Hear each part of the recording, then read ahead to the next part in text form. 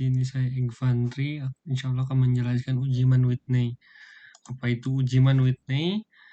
Mann-Whitney test adalah uji non-parametris yang digunakan untuk mengetahui perbedaan median dua kelompok bebas apabila skala data variabel terikatnya adalah ordinal atau interval rasio, tetapi tidak berdistribusi normal. Asumsi uji Mann-Whitney. Skala data variabel terikat dengan skala ordinal, interval, dan rasio. Apabila skala interval atau rasio, asumsi normalitas tidak terpenuhi.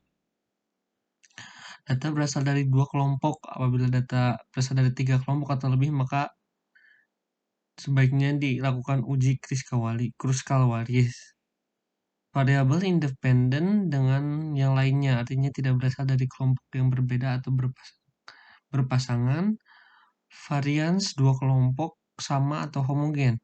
Karena distribusi tidak normal, maka homogenitas yang tepat dilakukan adalah uji Evelyn test, di mana uji Fisher diperuntukkan untuk asumsi normalitas tidak terpenuhi. Di sini saya mempunyai soal uji Mann-Whitney. Seorang dosen mengetahui apakah pesertanya kuliah yang mempersiapkan ujian dengan baik atau tidak baik. Dugaan dosen bahwa belajar menjelang ujian ada pengaruhnya terhadap hasil ujian. Akan diuji dengan terhadap signifikansi 5%. Berikut datanya. Data tersebut saya telah pindahkan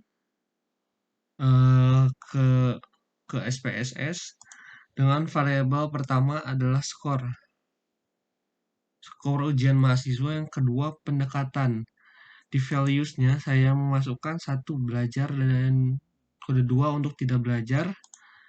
Dengan skor itu saya masukkan nominal dan pendekatan saya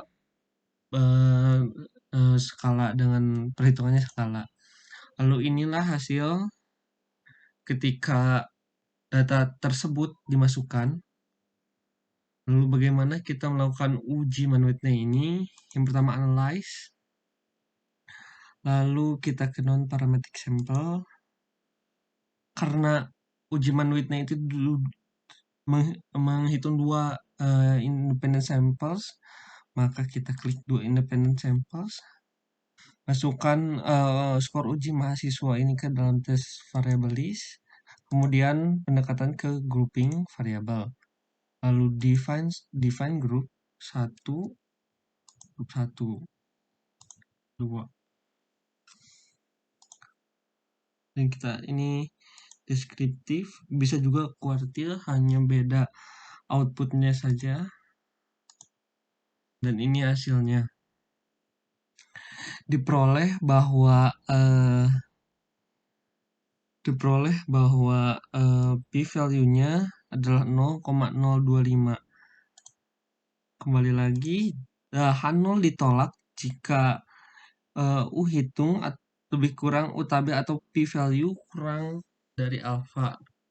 H0 diterima jika U hitung lebih besar dari U tabel atau p-value lebih besar dari alfa.